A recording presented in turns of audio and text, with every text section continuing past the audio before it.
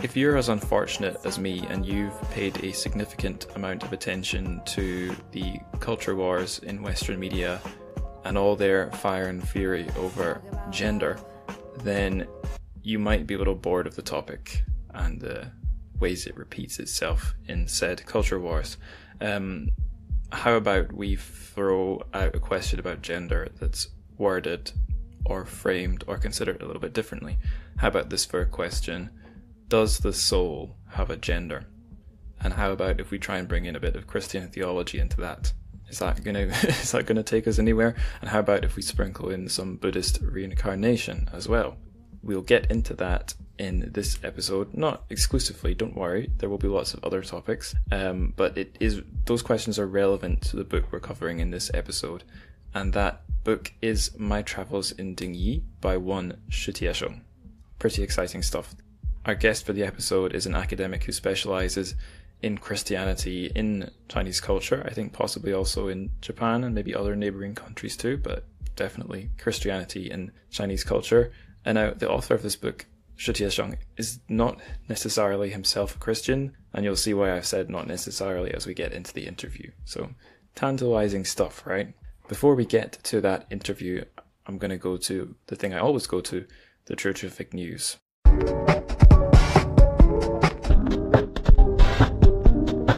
I got 4 items, but I'm brewing a coffee that I'm not going to start drinking until I've recorded this intro and the outro, which means I must not linger too long on these news items and the outro, or I'll have to microwave the coffee, which actually, given that I've been recording for over 2 minutes, that's probably what's going to happen. So anyway, on with the news, the terrific news. First item, it's a short little article that's gone online. It's an interview with Mr. Chen Qiufan. Just talking about AI. So probably a familiar topic if you've been following his co-authoring of AI 2041. I've got a whole episode on that where he is the guest, but if you want more Qiufan, then just go to that link. There's a little bit where he speculates about, what if AI was used, or what if language... God damn it, what is that software called? Terrible. Whatever the AI, kind of AI that language processing AI. God damn it. He speculates, what if we use language processing software to look at the language of fungi or plants or other strange things? And his thought is, wouldn't that be awesome? Or wouldn't that be wild or something? So it's short, it's not paragraphs and paragraphs of analysis, but it's a fun read. I've linked to it if you want to read it. And the next item, another sci-fi author.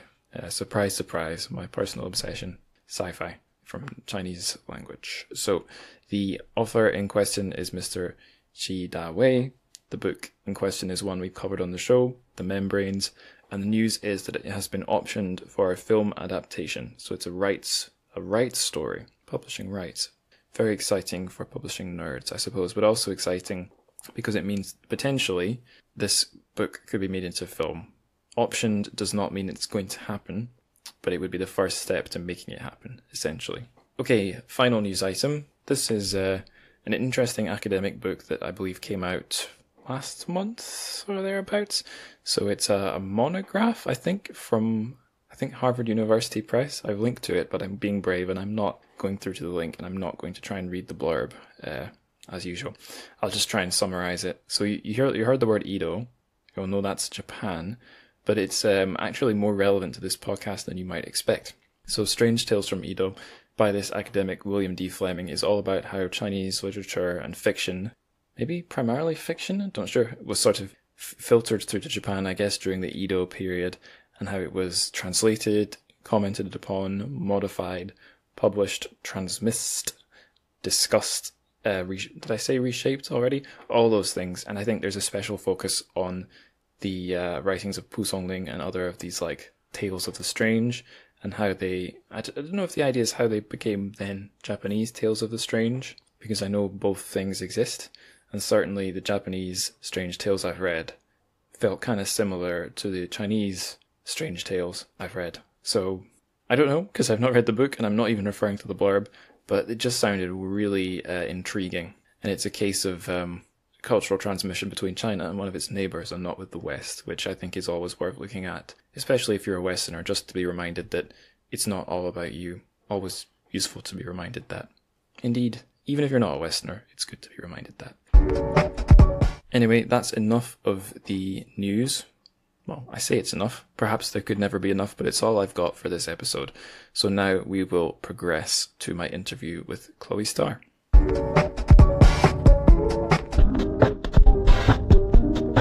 So on the show, we have Chloë Starr. Fantastic to have you here, Chloë. First time on the show, I guess. Can you tell the listeners a little bit about yourself? Thank you very much. Great to be here. My current job title is Professor of Asian Christianity and Theology, but my background is in Chinese literature, classical Chinese and then modern Chinese literature. Very exciting. I don't think we've had any perspectives on the show about Christianity or Christian literature, as far as I can recall, and we're a good 94 or something episodes in. So exciting to be hitting on this one. I guess in the introduction, I already told listeners the author in the book this concerns, but more about that guy later. I want to ask another question about yourself. What kinds of literature are your personal and your professional favourites? I guess you gave a bit of a clue already, but maybe you could tell us some more. Well, would that I had time to read. As an academic, sometimes that's the hardest thing. I guess at the moment I've been reading some of my favorite authors are long tomes, Vasily Grossman, the Ukrainian-Russian author, Life and Fate, that kind of thing. Currently on my bookcase, I have Olga Tokarczuk's The Books of Jacob, which I haven't yet finished. But a lot of what I read when I'm home in England is things. My mother always buys the entire selection of Booker Prize winners each year and distributes them at Christmas among her children. So it tend to be up on my Ishiguros and that kind of thing. So it just depends. For work, I'm obviously reading a lot of Chinese Christian literature. I'm reading Li Lanni's A Moment of Silence at the moment, Crowded Silence in English, I think, which is a sort of fascinating study of depression, mental illness and prayer. I didn't realize that was a Christian text. So the same publisher as this one, as the one we're doing in this episode, interestingly. So I should say, although listeners, I guess you already know, but I'll say it again. The book in question for today is My Travels in dīng. The author is Shi Tiesheng. So Chloë, if one puts Shi Tiesheng, if one puts his name into a university library search, one of your essays is up there. So I know you've made contact with the work of this author, but I'd like to know, when did you make your first contact with his work? I can't actually remember the answer to that question. Honesty is the best policy. I've been teaching some of his short stories in a course on Chinese and Japanese Christian literature for at least a decade at this point. So I don't know when I first read him. But I really enjoy teaching him. Some of his short stories, he's known by every middle school child in China because a couple of his stories were very famous and are included in the school curriculum. But he's not very much known as a Christian writer in China. That comes later on in his writing career. So I teach classes that include some of his short stories. And my students write essays on things like, is God the Christian God, in his short story Fate, or on his philosophy of life, thinking about congenital disease, nature of suffering and redemption, they often write on in him. His image of God, or the role of illness in his writing are often things that students will write. And then I was on a panel in 2016, I think, at AAR, the American Association of Religion annual big conference. And several colleagues like Chen Luying, Sarah Dauncey, Hui Xiao all gave papers on different aspects of Shi Tiesheng. And their papers were all published in Chinese Literature Today, and I published mine somewhere else in a different set of writings. So yeah, he's beginning to be better known in the English-speaking world, but I think partly because he came into prominence in the late 90s and 2000s after a lot of the English language anthologies, some of the great ones had been produced, but he's not so well known here.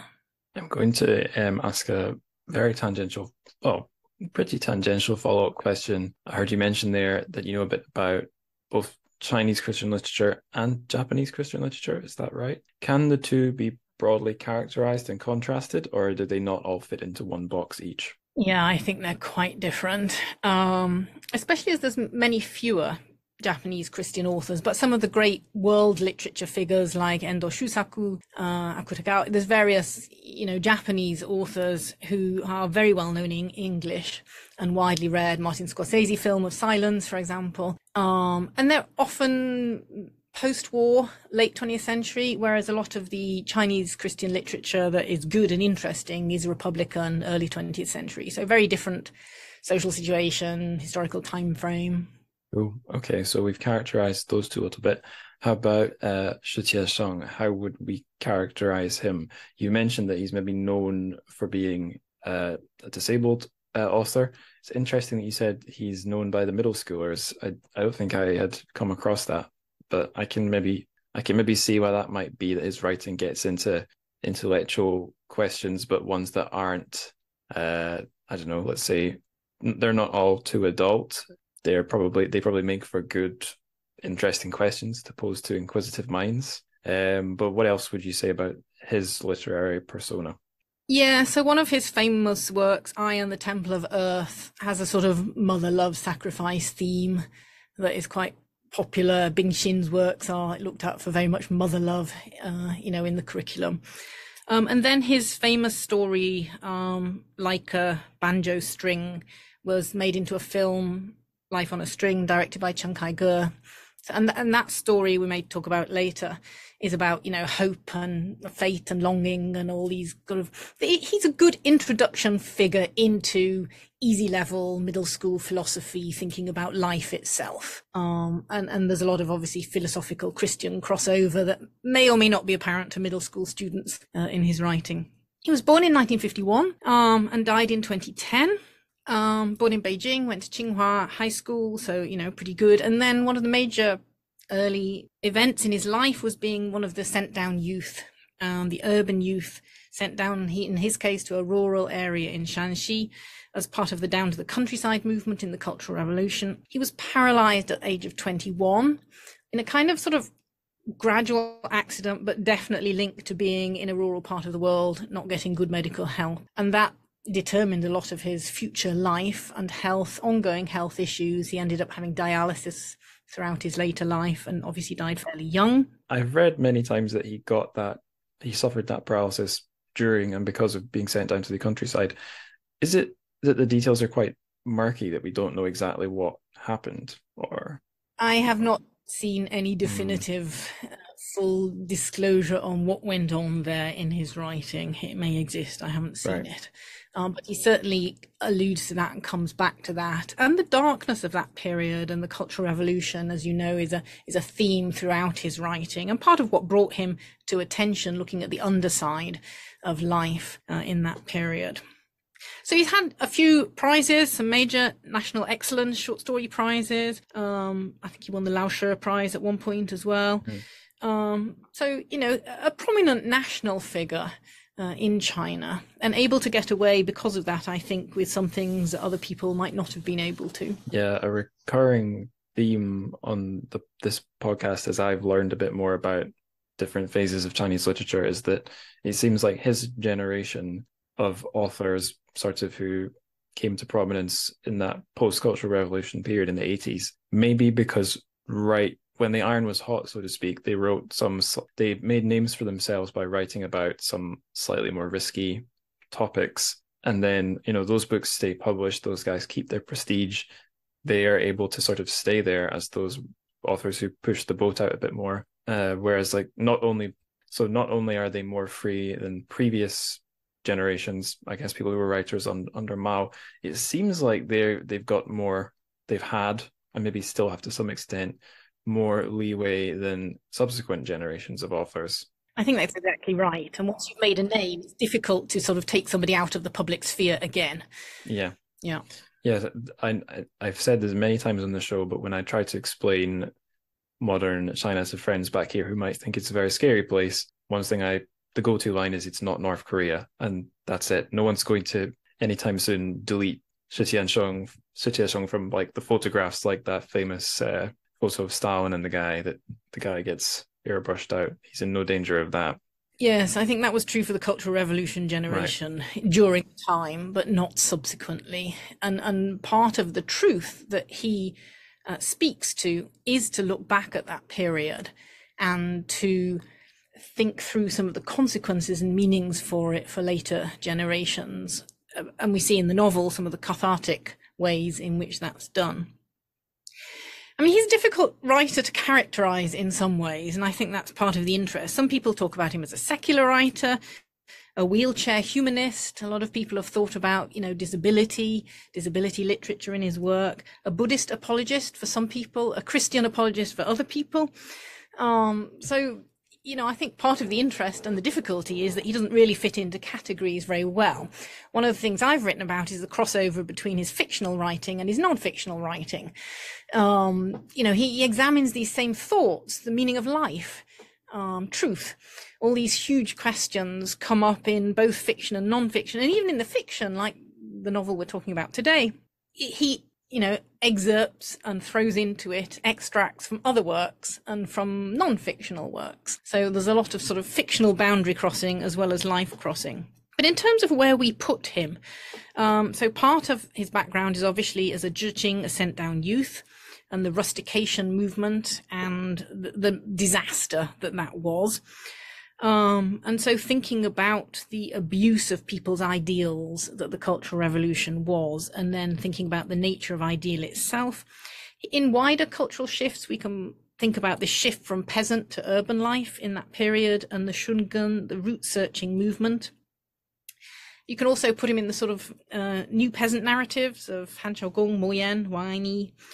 And then thinking also about the sort of generation, the crisis of the self of that Cultural Revolution generation, who were crisscrossing, rural, urban, and who came up with new literary frames that went beyond the realism that had been the sort of Maoist era literary go-to.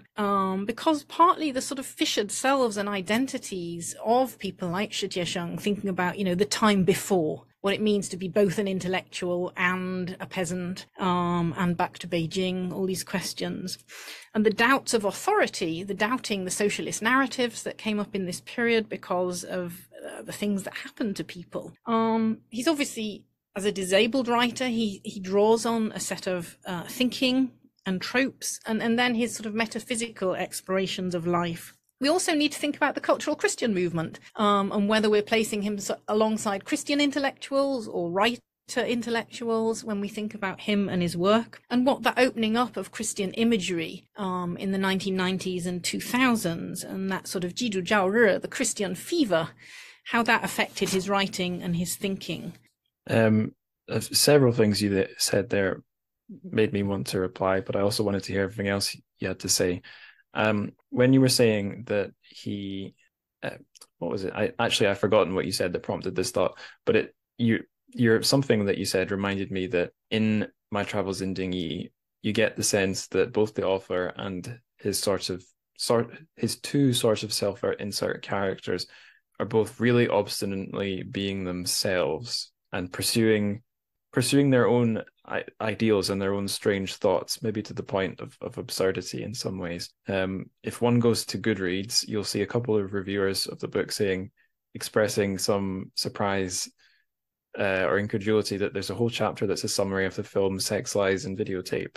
So, and it's like, yeah, I don't know, I suppose as a reader, you think of that whatever you would, but when I was reading that part of the book, I thought, yeah, he's just going all in. He's writing his own fairly straight synopsis of this movie, but it ties into the themes down his own strange avenues of thought. So the point I'm trying to arrive at here is that he's a writer that, at least in this book, because this is the only anything by Shi Tiesheng I've read, is he's a writer who's very sure this is how I am. But on the flip side of that, I also got the sense in My Travels in Dīng, he's a writer who often, in contrast to being very sure of who he is, wants to ask in the writing, why does it have to be this way? So I am this way. Why does the world have to be this way? I think it was you're mentioning about ideals. So you have the ideal of the early Chinese Communist Party and their vision for an ideal society, and various things, all the things that go wrong accumulate, and it stacks up into a very long, protracted cultural revolution. But then those aren't the only, I suppose that's an ideal that had to be left behind in that particular context. But there's other ideals that all of us chase: love, desire, the problem of I think his writing is full of these grand I was going to themes say that you the other talk one's about. death. Fate, That was the one I dreams. was getting to. All these things that you'd love to what's the word? Find the answer to, but the answer always eludes you because that's how the world is. Yeah, and I think the open-endedness of his writing is one of the keys to it. He does want to interrogate fate, what it means for fate, both in the sense of God and predetermining, but also in the sense of the randomness of life, and what it means to be a human and open to transcendence. So there's both a spiritual transcendence in his writings, and there's all these other worlds, whether it's the fourth wall that we can talk about in the novel, or whether it's dreams, the dream realm. Night is a very different place today when other questions can be asked. He all these metaphors of light and dark, truth perception of children in his short stories, these grand and mythic themes. That's why he hones in on Adam and Eve and Job, because they're asking these questions and there's no answer. The point of Job in this and in many of his other books where he alludes to him is that at the end of it, we don't know. At the end of the short story, fate, and God said, let there be light. There isn't an answer there. And at the end, God asks Job the question, were you there? And that's all you get. You don't get to know. In My Travels in Dinghy, at some point he says, you don't get to ask God why. So he wants to ask these questions, and yet at the end of the day, we don't know the answers. And that's a problem, obviously, for a communist narrative. And the asking of the questions itself is sometimes problematic. But that's his job as a writer. He says at one point, it's like a theologian, it's to seek truth. I suppose 实事求是 is another guiding thought, seek truth from facts. And he's very much in that era of trying to, at all costs, explore truth. And I think we see the cost of exploring the truth in My Travels in Dinghy. But again, we'll come to that. In the spirit of this episode being arguably the podcast's first theological episode, I'm going to read that bit of the Book of Job because I don't know, I think this is one of the best lines out there, and maybe you can translate it different ways, but I've Googled it, and this is the one Google's given me. Where were you when I laid the earth's foundation? Tell me if you understand. Who marked off its dimensions? Surely you know. Who stretched a measuring line across it? On what were its footings set, or who laid its cornerstone? All the morning stars sang together, and all the angels shouted for joy. And I'll admit here, the way I learned the Book of Job and memorized the story of it is through listening to other podcasts. I think this is a favorite topic of midwit podcasters like myself. But for any listeners who don't know the story, it's something along the lines of a guy, and I'm boiling it down to the absolute basics here, Chloe, so I apologize. A guy is continuously, pardon my French, shat upon by life and continuously asks God, why me? Why me? Why do I suffer? And at one point, this is the answer.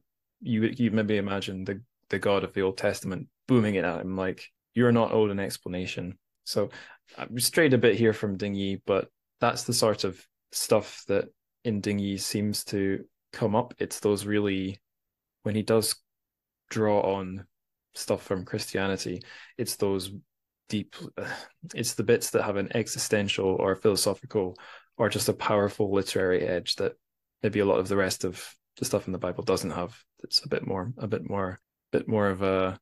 flat. I think he's drawn to the really interesting parts of Absolutely. Adam and Eve get front row billing here throughout the novel, whereas Jesus only gets one line at one point. Rightly so, maybe. But I think it is exactly linked both to My Travels in Dinghy and to other of Shi Tiesheng's work. The protagonist of Fate, Morphe, is asking exactly the same questions. Why? Like Job, why did it happen to me? What was the total randomness that led to this? Right.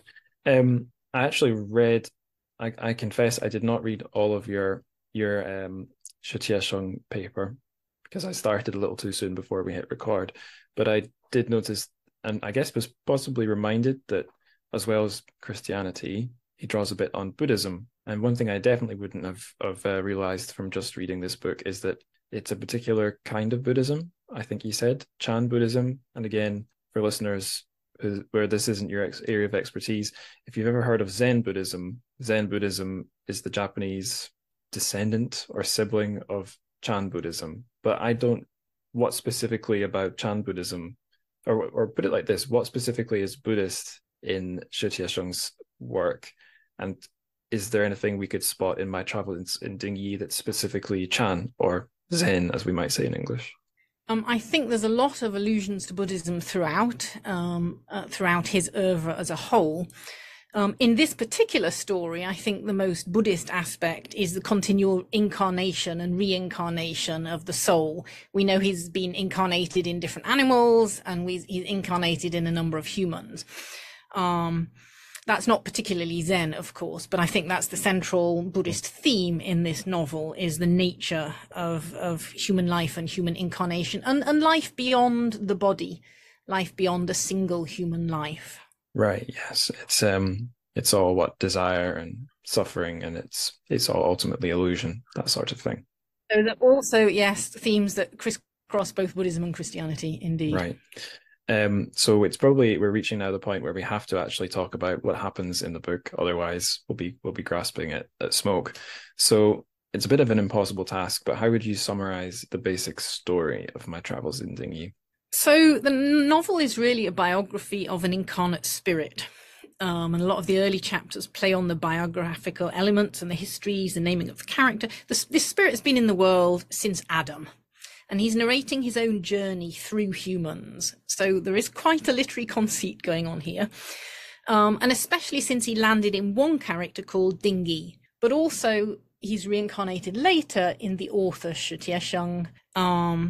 The whole quest of the novel is for the spirit, and it's the spirit who's the narrator. So the spirit who is within Dīng is the one narrating the novel, and it's his quest to re-find Eve. After he left Adam, he's lost Eve.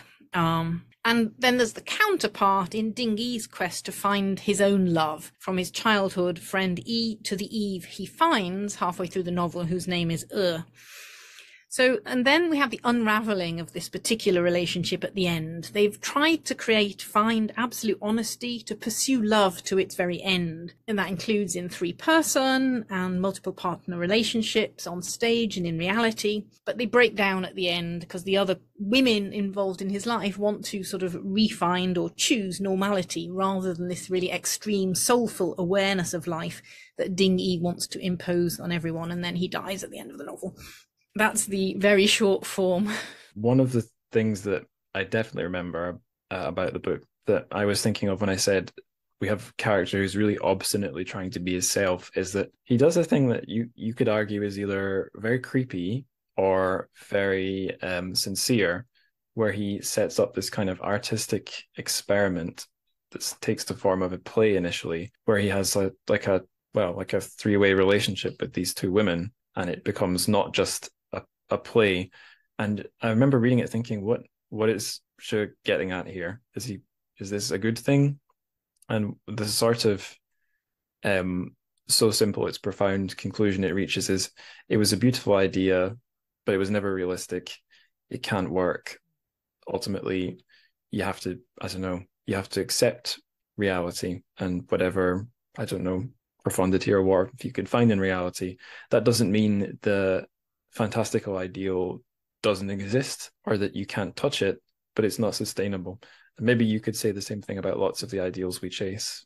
You could maybe say the same about the Chinese Revolution in a way, that maybe for a while there was really something, but it had to come into contact with reality eventually. Yeah, I think there's some really important things going on there about the nature of reality, the writing of that into literature, and then some of the queer questions that come up as well. But I just want to step back a second to the sort of this narrative conceit itself, where the narrator links all humans in one narrative.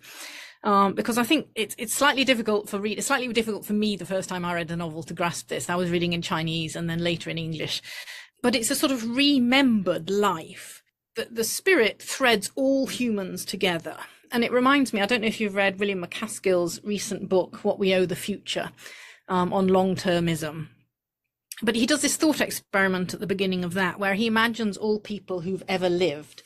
And it's partly to suggest that we need to decarbonize, and that now is an extraordinary movement when we can still change the future and save these billions of humans who will be. He says, even if as a human species, as a mammal species, we only last 1 million years, then there's still could be 80 trillion people still to come. And his point is, we're not at the end of humanity as we often think, we're just at the beginning. And we need to think about all those people. But one thing he does in the intro is do this thought experiment where he thinks about living through every person and what that means in a timeline. And you have exactly the same thing in Shi Tiesheng here, the spirit who has lived through all people.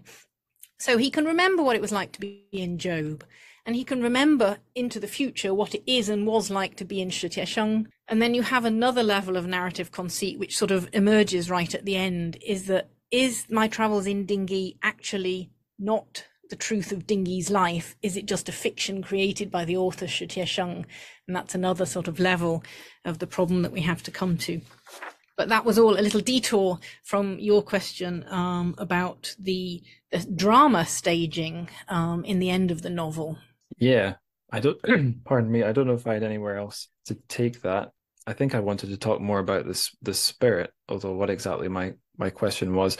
Oh, one thing I could say, sorry, I'm very scattered, but I'll mention something quite scattered about the book, that it has a large number of chapters. It's 156, I think, but they're awfully, well, I think for the most part, they're very quick and short. And reading your paper, I was reminded of one of my favorite Chinese literary terms, and one I didn't learn until pretty late into the podcast. I think it's BG, like, I think the usual translation is jottings, or like, I don't know if there's another way to say BG, but like, it's in that jotted style, which makes it, I thought, pretty readable. It's maybe for some not the easiest book to get through, but I really shot through it. Partly it was because how stimulating, well, there's a lot of reasons actually. It was stimulating intellectual questions. It stood out as being very different from lots of other Chinese, in fact, different from all other translated Chinese fiction that I've read.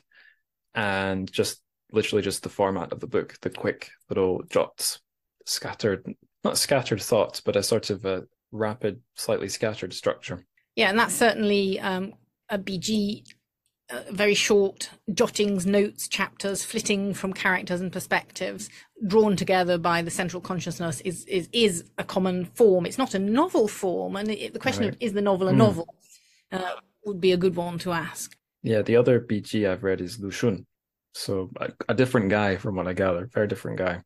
Yeah, and BG are often non-fiction. Mm-hmm. Well, yes, it was a Lu Shun non-fiction, I should say. It wasn't fiction that I read in that format by him. I mean, I think one of the interesting things about this work is what Shi Tiesheng does in the book as literature. I mean, he starts with self-reflections on literature itself. He says, I don't have any notes or records on which to base these accounts, because when I was in dinghy, I didn't take any. So there's sort of traditional Chinese, it's a lot like late Qing novels in some ways. You have a commentating narrator, you have the sort of interjection, you have the breaking through to speak to the readers occasionally, and all this sort of self-reflexiveness on the nature of literature that's going in there. And you have the author as Shi Tiesheng interjecting and offering critiques at some points. So all these sort of complicated narratorial author relationships and the nature of fiction itself and literature are drawn into the text as well. He talks about literature as something common, something that transcends the individual author and comes out of these sort of common experiences as a soul's endless journey. So sort of literature is something of the whole of humanity together that we understand things. So there's all these extracts of other works of Shi Tiesheng that are sewn into there, just like late Qing fiction. And I think there's a lot of biblical texts in there, there's some biblical exegesis, the nature of the Bible's discussion on nakedness, for example. Oh, yeah. But I also think the magical realism that sort of reasserts itself halfway through is another. He's just playing in a playful way with literary techniques and tropes. You have an actual magician appearing in the book. You have the fantastical, this butterfly that flies and then flies into the eyes of Uncle. The drama is interesting. You have Stanislavski, his public solitude mentioned. You have Roland Barthes' naked clothing in there, talking about nudity. nudity as a type of clothing, and dance and art as conventions, human convention, but also the fourth wall. So the drama scene that they enact forms, they literally enact this stage and create a stage on the floor of the text and bring other characters into it to realize reality. And the drama is a way of realizing the reality that we can't speak to ourselves, that we can't even acknowledge to ourselves, whether that's our ideals, our desires, our sexual desires. So one thing that the characters want to do is to enable themselves to occupy this space that's of the night, that's of the hidden human psychological self. And part of that's to explore, free love, sexuality, but part of it's to address the trauma and cathartically to go back and to recreate the past in order to tame it, to allow, some psychological catharsis to go on through the reenactment of trauma. So simulating drama to restore normality, I think, is an interesting literary play, but it also feeds into some of those queer questions that come up in the novel. And at the end, what contributes to the unraveling of everything is the question of, if characters in a play are kissing, is it the actors kissing or is it the characters? And it really matters to Eve or Can the protagonist Ding be real with multiple lovers? What's happening in drama that they enact? Is that real? If he has sex with somebody else during that drama, who's having the sex? Is it the character that's reenacting, or is it Ding himself? And that affects obviously how she feels about her lover and her relationship with them. Is drama just a naive dream? It all collapses and unravels at the end. So what does that mean of this experiment of true, honest, radical living? And we have the same undercutting in the main queer character, who we're introduced to Chin Han as if he's gay by his sister, but then it turns out at the end of the novel he has this long-term girlfriend, and the central insight that leads to them creating this drama and this other type of life came from Chin Han, but it was just mishearing. Maybe it was all just a mistake. So what we left with at the end of this grand experiment of free love and truth, honesty in life. Yeah, I wanted to say about the about Chin Han, and perhaps about the two, is it Yi and the two women that he gets involved in his threesome. Basically, we don't really know what they're doing with each other, or if they are just there to be in relation with our main guy. That, given his sort of self-absorbed nature, seems pretty likely. But it felt like it wouldn't be absurd, although it would be arguable either way, that you might call this a book placeable amongst LGBT literature. At the very least, some words, I think, like gay or homosexual comes up. And when you asked me if I had read, what was it called? What We Owe the Future, my answer, self-deprecating answer, was going to be, I've been doing this podcast for so long, my reading's been really skewed towards reading Chinese lit in translation. But despite having read so much of it, pushing anything from Taiwan to one side, I've almost never come across anything LGBT at all, really. It's very rare. So when that popped up in this book, which was already striking me as very, of itself, very unique and very adventurous, I thought, oh, wow, that's interesting that in the noughties, I think, was it, when he was writing this, Shi Tiesheng, at least it was on his mind enough to put it in the book. A possibly gay character, conversations, not devoting huge numbers of words or deep questions, but just including it for whatever reason struck me as a pleasant surprise, I guess. Indeed, and especially strange in a way, coming in a sort of Christian novel, or a novel with so many deep Christian themes. But then, I think it would be a push. You could place it in LGBTQ space if you wanted. I definitely think there are queer elements to it. But I think one of the things it does is open up a space for some gay, some non-traditional, non-normative ideas in literature. And I think that is exciting. The first half of the novel is very heteronormative. And the Adam and the Eve part is very binary. Although he does upturn that in places. It questions the soul has no gender. Oh, I remember that. Yes. Yes, that struck me. Obviously didn't remember enough to bring it up before you mentioned it. But yeah, some of the discussion about gender was, and where is it in relation to your soul or your body? Yeah, where's gender? Where's your soul? Both. If he might have things to say if he were alive now, you know? Yeah, very much.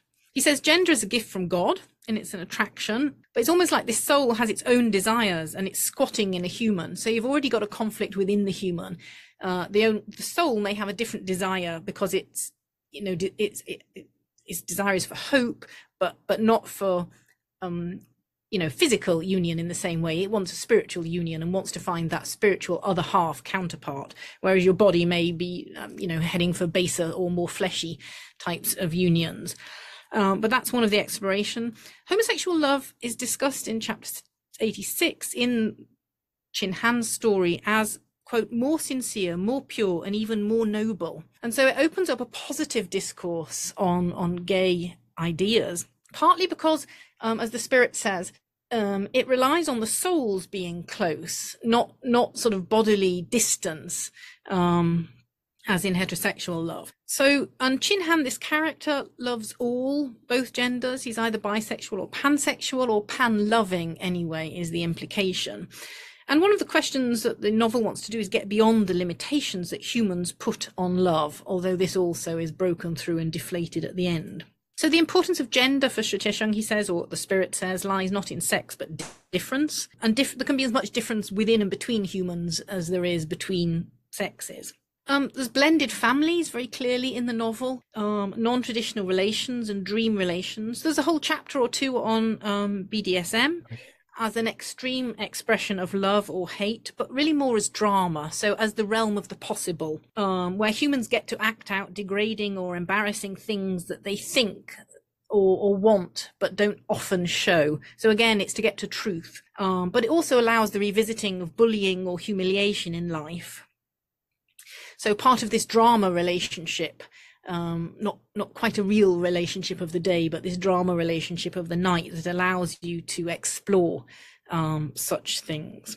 He also has sex as a ceremony of love, not reproduction. And because love is the key for dīng and the spirit, gay relations are fine from that point of view, because it's about love. The bodily part, can be left aside sometimes.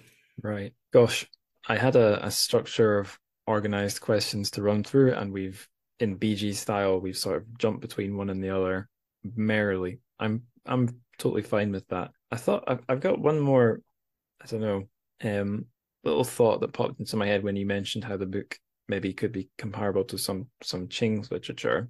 And it does, the little thought that's popped into my head, it does lead me to a question of a fairly relevant question just about the story and the characters that I've not asked yet. And it's this. So one of the probably the only, is it the only Qing? It's not the only Qing novel I've read, but it's the only really, really big Qing novel I've read in its full meaty form.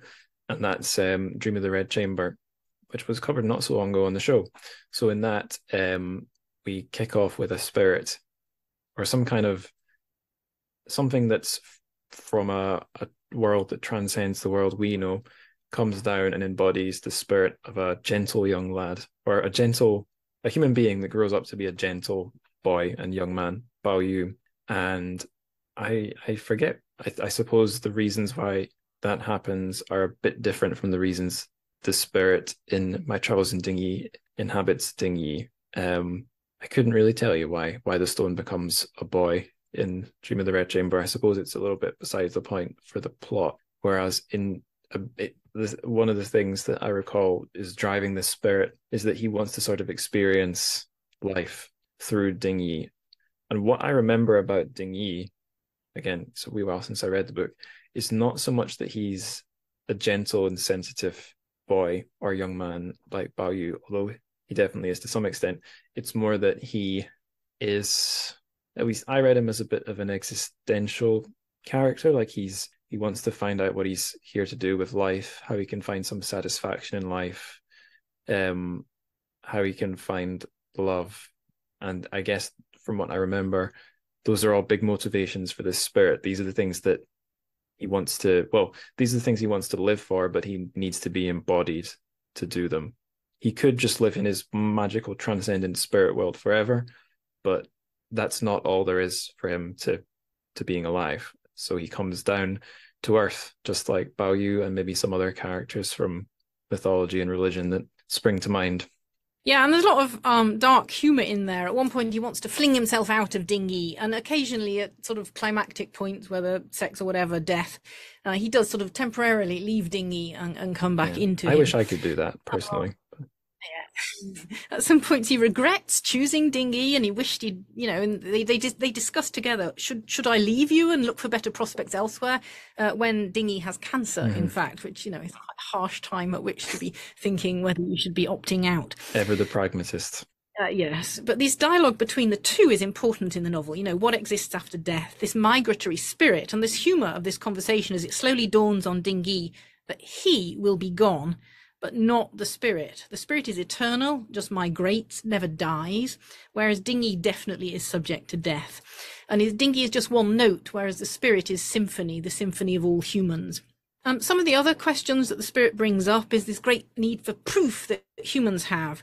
They're always thinking they want proof on what the self is and what death is. Part of this relationship between Dingyi and the spirit is, and as you say, Dingyi himself is a very metaphysical, sort of minded person. Yeah. The novel itself explores between the two of them the nature of personhood, the reality of cognition, and the different parts and voices of the self, how much we can know each other, how much we can know each self. Do all humans have a soul? Do all humans love? So this sort of fictional philosophizing that goes on throughout Shi Tiesheng's works is here. At one point, both the body and the spirit are contending for the brain in Dingyi. So, this what is me comes up, and they discuss the nature of, apparently, immediately after somebody dies, the body weight goes down by about 22 grams. So there's this question, is the soul the 22 grams worth? And the spirit talks about himself as if he's human, but somewhat better than Dingyi. So the question of the relationship between them is quite interesting. And then that leads to some of the sort of the human naturedness. Dingyi thinking about suicide. What does that mean for his spirit? And what does it mean for himself? What does it mean to be so troubled and to choose to end your life? In part because of the random nature of life and the suffering that he's going through with cancer at that point. So the sort of absurdity of human life is very much there in their thinking, as is the packaging. They talk about packaging, the external nature of the human. Packaging is necessary for survival, and this is linked to nakedness and nudity and all of Dingyi's early childhood stuff going on in there. And this is kind of even before an Instagram generation. What he's thinking about is how you project yourself, how you present yourself apart from who you are. The spirit wants to get to who you are of the characters, whereas Dingyi is kind of interested in, looking at women's curves rather than who they are. I remember and then, so you have the tension. About the clothing. There's one particular item of clothing that seems to come up mildly obsessively. It's the dress, and at first it's like one of the female characters is wearing a dress, and it's, I guess, the binary of less is more elegance versus what if everyone was just naked, like that sort of fixation. But then, from what I remember anyway, this idea of a woman's dress becomes abstracted into an idea about all clothing, all nudity, but at the same time, it never gets degendered into a boiler suit or something. It's always a dress. Yeah, and it's also the memory of the first person he loved when he was 15, this dress. So it's tied in through his life and his sort of psychological makeup, as you say. That was definitely an element of the book where it's like, what's going on in this man's mind? He's definitely, I felt he was pursuing his own ideas, but for a book that's so meta biographical with a spirit, a young man, and the actual author himself writes himself in, just like someone like Stephen King would, it sort of makes sense that he's going down his own rabbit hole in those ways. Yeah, indeed. Two of the things we haven't really covered that we could just think about briefly. One is Christianity and the other is the Cultural Revolution. We've talked about various Christian elements, but I think I just want to go back to the sort of centrality of the creation narrative, which is a guiding leitmotif through the whole novel. And I think that's really important for readers and listeners. It starts within the beginning when God created heavens and earth, and all life coming from there. So this Christian creation story is really embedded in the novel. And the ensoulment as an attempt to wake up the me in dīng happens, and then this union. And the snake in the Adam and Eve story is there all the time, the sort of nature of temptation and evil. And that's linked to shame. And I think shame is critical because it's related to nudity and being ourself and being truthful and being human, and the possibility of refinding. And self-consciousness as well, right? Absolutely. And dreams as being this realm of truth as well, that the spirit inhabits, and his own realm. So I think there's a lot more to explore there. Finally, I think the nature of the Cultural Revolution is another theme running through the book that I think is worth, because it's political, it's important. Yeah, I should say for listeners, I know this is the boring, non-intellectual part, but we have quite a lot of we get like his sort of Bildungsroman story of growing up boyhood, and we get some episodes from his time growing up, watching his family sort of be stuck, I suppose, in the Cultural Revolution. I think his dad stuck working as like kitchen staff or something. So you get that. I think you see a character being struggle sessioned. So you get that side of the Cultural Revolution. But then as this story goes on, we jump back in time quite often to the Cultural Revolution as well, in flashbacks and other character stories. So it's sort of haunting this much more bizarre spiritual narrative. I felt sort of dragging it back down to earth. But sorry to interrupt. I just thought anyone who's not read the book should know that, so that they know what we're doing. No, that's great. As you say, it is linked to all these other themes. So dīng, he's not really worried about his landlord background, but it's because his father was a cook immediately before the Cultural Revolution. But the question of being a martyr or a traitor is really present for him. It's present, and it's worked through in the life of this character called Uncle, but it's present in dīng as well, because he has this childhood kiss or chat with a girl when he's very young, whose dad is a reactionary. And then he believes this has led to this greater punishment for the dad, and his childhood love, this girl E, is then exiled to the border. So he feels he's sold out. And this is the source of his shame throughout his life. Although, as it turns out at the very end, when E comes back into his life, the father had already worried about what he'd done for dīng and how he'd, trapped him in danger because of the relationship between these two children. And because it's children, it's so much more poignant. This is the disaster of the political ranking that's going on in the Cultural Revolution by parental background, and the Chinese style identity politics of the era, where your whole identity is linked to political class and background. And that's one of the things that Shi Tiesheng is trying to get away from in all of his metaphysical life and explorations and language. But the sort of inescapable political identity and how that shapes the formation of the human and shapes dīng with its really strong contextual Cultural Revolution background politics. Right, and the fact those labels carried down generations, makes them that bit harder to wriggle out of. If my granddad was on the wrong side of the Civil War, then until the Cultural Revolution's over, that's staying with me. And when the Cultural Revolution ends, psychologically, it's gonna. I don't know why I'm saying me. I'm obviously not Chinese. The general me, not me specifically. But yeah, it's and the haunting right that repeats and comes back through. Yeah, time doesn't go away. Okay, I'll shuffle us into the miscellaneous questions now. We could definitely keep going, but time outside of this book is a bit more unforgiving than time inside the book. I think we can't jump around in the same way. What did you say?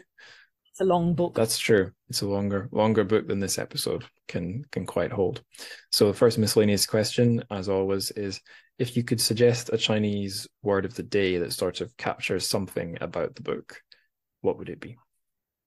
So I think I'm going for a phrase. Okay. It's the chapter heading for the third entry, which is 心识不死, and the English translation there is the spirit never dies, but it could be the heart's knowledge never dies, or the heart's memory never dies.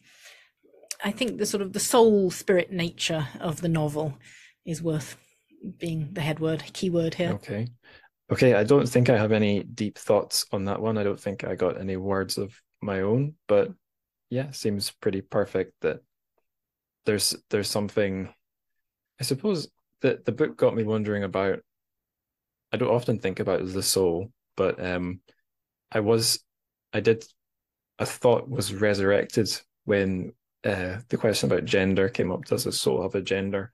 So I don't know. I went to church the first 12 years of my life, but I'm not really convinced that if there is a soul, it's going anywhere once we pass away. Who knows? But the thing that does interest me is the thing that makes you you. How deep does it go into you, deeper than anything else? So like the gender one got me thinking, before you're a man or before you're a woman or before you're any of those things, is there a you? So like, I don't know whether or not the spirit dies.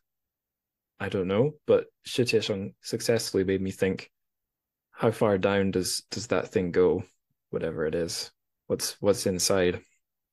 Absolutely, and he's questioning the difference between spirit and soul and human, between jingshun and linghun.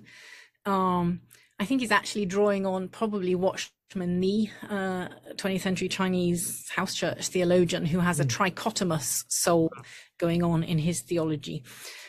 But he's very particular about his language, and actually that's one of my very few critiques of the translation. Sometimes the religious language, spirit, soul, joy, happiness, they're not perfect.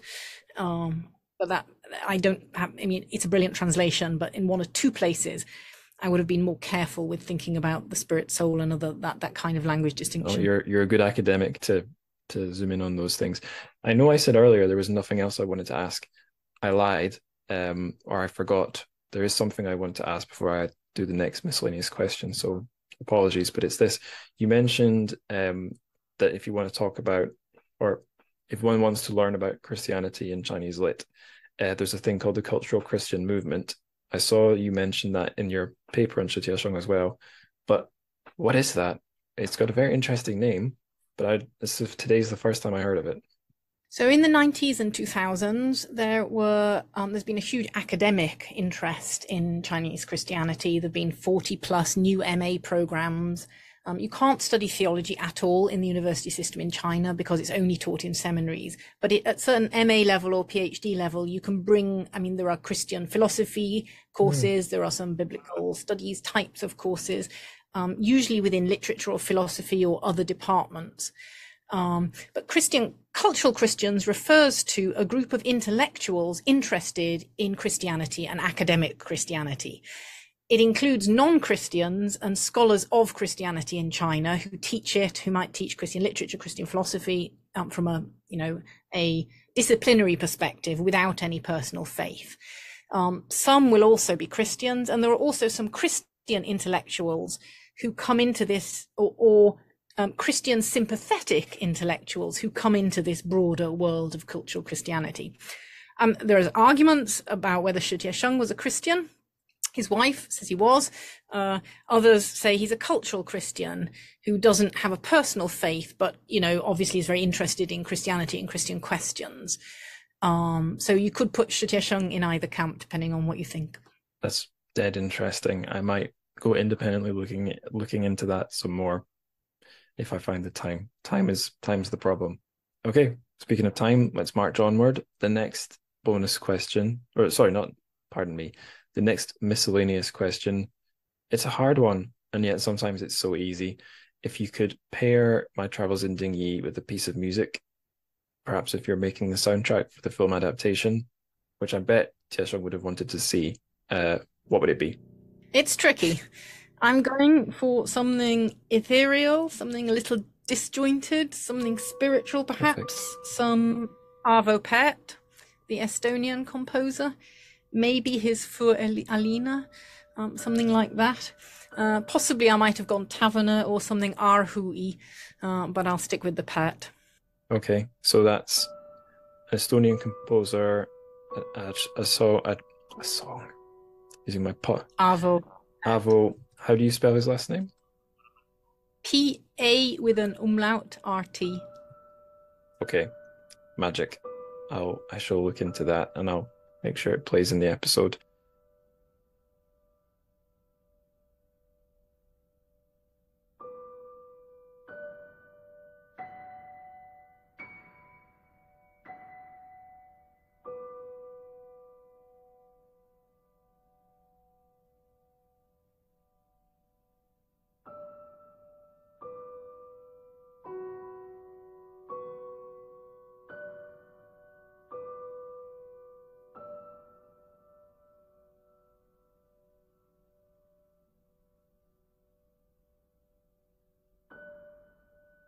So you picked it because it's ethereal, a little strange. Anything else that makes it a perfect match for dīng? And it's spiritual, yeah. That's all we need. I confess I hadn't thought of one in advance, but not long after we started, I realized a song I've had stuck in my head. Song is maybe the wrong word. A track I've had stuck in my head is actually an eerily good match. So, long-time listeners will know I listen to a lot of quite loud metal. It's a bit, in keeping with this book. It's a love that stretches back to my youth, and it's stuck with me. And the song I picked is from an album that would have come out when I was in high school. It's by an English band called Johnny Truant. It's a literary name, an allusion to House of Leaves by Mark C. Danielewski. They did 2 albums. The first album had quite a lot of melody in it, mixed with the harsher stuff. The second album was called No Tears for the Creatures, and it's a very aggressive album. But the last 2 tracks, and bear in mind this is the last album, so this is the last music they ever released, I think are just one big track they split in 2. The first of those 2 is called Fog Lights, and it's very eerie and slowly and builds.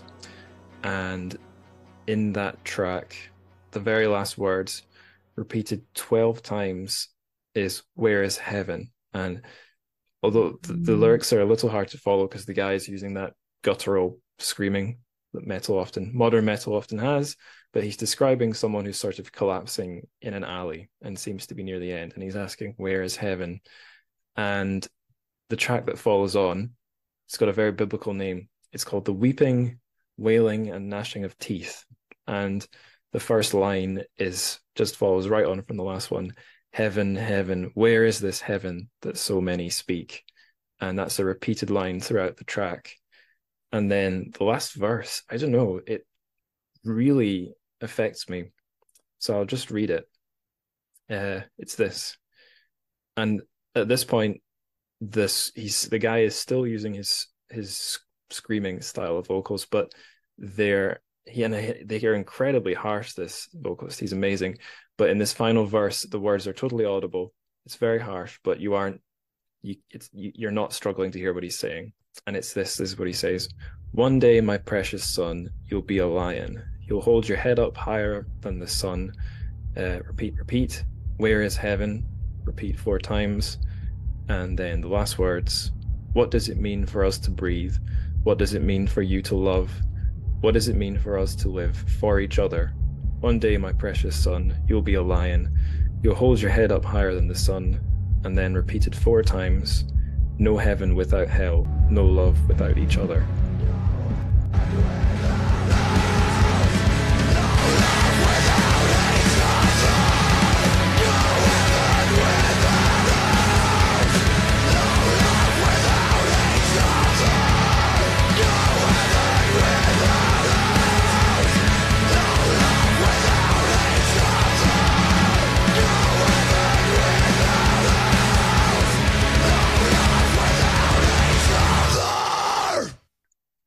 And I was just thinking about that in the first third of our chat, and I was like, wow, that's almost, maybe it's a bit too loud and bloody for my travels in dīng, but the questions it's asking are almost a match, I think. Eerily close in thematics. You definitely win the pairing match. And that was the last song they ever put out. Really, really, I don't know. If listeners who like that kind of music want to check that out, I think they'll enjoy it. I don't know if there's much else to say other than Yeah, it's that mixture of despair and faith in, if not your own ideas, then finding something in other people. And I don't know, do you think in the spirit character, he sees Ding Yi as a bit like a son? Do you think there's anything there? He certainly sees his role as protecting him, guiding him, looking after him. But the sort of genealogy is weird when it's this repeated life in somebody. Yeah, so I'm sonship. I might not go that far. Right. Because I'm not even, well, I am fairly old now. I just turned 30, but even like 10 years ago, I was imagining, what if I could go back in time to when I was 8 and school myself and not make all the same mistakes and so on. And I've heard it said that some people, for better or for worse, if they have kids, that's sort of their mission, not just imagining their kid will do all the things they couldn't, but also that their kid won't do the things they shouldn't have done. I don't know. But definitely that concern for a junior person is in there in the spirit. And it gave me, although it's a very intellectual book, that sort of strange affection between the two was one of the things that kept me hooked. Don't know if there's anything else to say there, or if I'll just take us to the next MISC question. So next question is the bonus question. On the main episode, listeners, you'll be hearing a very sped up, chopped up version. But if you want to hear Chloe's answer to this question, just head over to the show's Patreon feed, trchfic.com/Patreon, trchfic.com. No, sorry, pardon me, patreon.com/trchfic. The question's this, Chloe: what should Shi Tiesheng be remembered for? That's part one of the question. And are there any authors, living or dead, and from any part of the world, that you'd set him beside?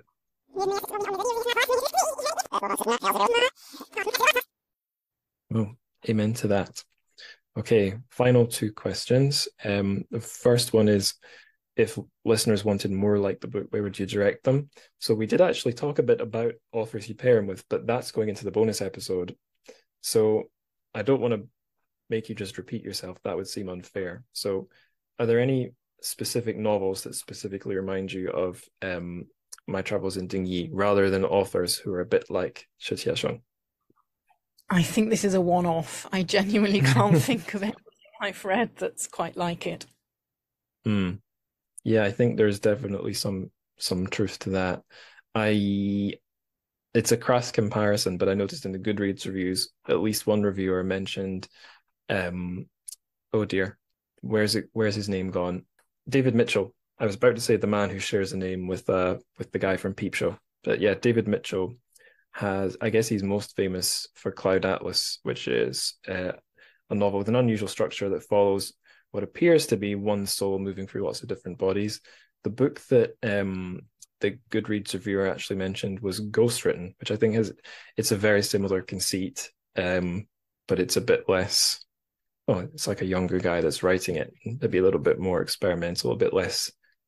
Feel from what I remember, Ghostwritten felt a bit less Hollywood than Cloud Atlas did. But yeah, like a sort of if you want something like a mysterious consciousness transcending human limitations in a much less artsy form, but probably just as readable. It's there in David Mitchell. I think if I could say two things he's got in common with Shi Tiesheng, one would be you get the feeling it's coming from a good place, that there's some warmth there, and two, David Mitchell has pretty interesting East Asian connections. He lived in Japan. He's got a Japanese wife, and I think it's Ghostwritten has a chapter that follows a woman who's living through the various stages of Chinese history in the 20th century. I think it's that book. So there might be something there for people obsessively interested in anything that is in some way literary and in some way Chinese, even if it's not Chinese literature in this case. There's that chapter in whichever book. I think it's Ghostwritten. I've blabbed on a bit there for what was a pretty simple question. So final question for you now, Chloe. What are you reading just now? I hope it's not just books for work. It is just books for work. But one thing I'm enjoying reading is the translation of the Japinghua, the Sojourn Tea Shop. Oh, great. That's Harman Junliu's translation, and that's enjoyable. It is work, but it's also fun. Excellent. I'm trying to think, what am I reading? Oh yes, I've just started another one of the final books I'll be doing for this podcast, because I'm stopping at episode 100. The Book of Beijing, bunch of short stories set in Beijing or by Beijing writers. So yeah, that's on the go. I can't think of any way to link that to dīng. I'm sure the stories are great. I'm sure some of them are weird, but I'm sure none of them are like my travels in dīng. It seems unlikely. Okay, I've run through all my questions. We did reach something that resembles a rounded ending. Is there anything at all we've not mentioned you'd like to mention now, Chloe? It's been great chatting to you, Angus. Thank you very much for having me on the podcast. Thank you too. All right, thank you very much for listening to that interview. We are reaching the end of the show now. If you'll remember, I said in the intro that I'm recording these whilst my coffee's brewing. We'll see what sort of temperature it is once I hit record again to stop the recording. I say we'll see. You'll never know, but I will find out. If you want to know what heat my coffee was after I finished recording this outro, well, you'll have to ask me. And the best places you can get in touch to ask about coffee, or indeed anything you've heard on the show, to issue a correction for something I got glaringly wrong, to share your thoughts, or to just to follow and get the odd update. The various places to do it are all linked in the show notes, but just so you know, they are Twitter. You can just follow me on Twitter at Angus Likes Words. The show has an Instagram. It's at Trchfic, TRCHFIC. There is a very, very quiet Discord channel that you're welcome to join. I think it's going to stay quiet forever, but it's there. The link is there.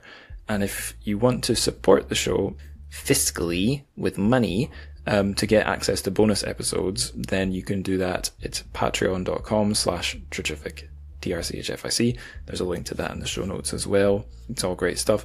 I think as well, I'll maybe share an update about the show winding down. I've been saying at the end, I think, of most episodes now, that at ep 100, we're going on hiatus. And I don't know when I'll be starting the show again. I do intend to, but I may well take a nice long break. Years, maybe. But I'm also thinking that, well, I say thinking, it's also looking like I may have overbooked slightly and set up more episodes. I set up enough interviews that it might run over 100 episodes, in which case what I might do is have postscript episodes. So rather than number them 101 or something, I'll just call them PS. I don't know. I thought that was a cute idea, but we'll see. It's still probably, given the speed I put these things out, it's still way off until episode 100 lands, so don't be alarmed. Righty-ho, I just need to tell you the best thing you can do for the show now, and that is, of course, to spread the word. After the show's gone on hiatus, the episodes will still be up, so you'll still have good reason to spread the word, so you're not getting off that easily. But in any case, please do tell your friends, tell your family, tell your spirit guardian, tell the lover that you lost in the Garden of Eden and are desperately trying to find again. Seriously, good luck with that. That's important for you. Until you succeed in that mission, and until episode 96, 再见.